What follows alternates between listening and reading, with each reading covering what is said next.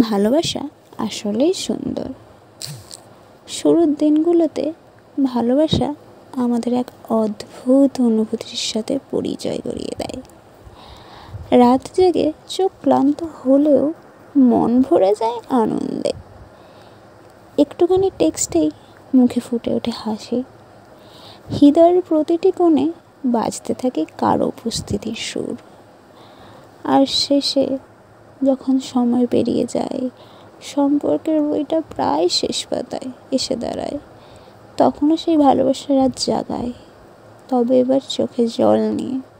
হাসিটা ঠিক আগের মতোই আসে, কিন্তু তাতে আজ কষ্ট মিশে থাকে।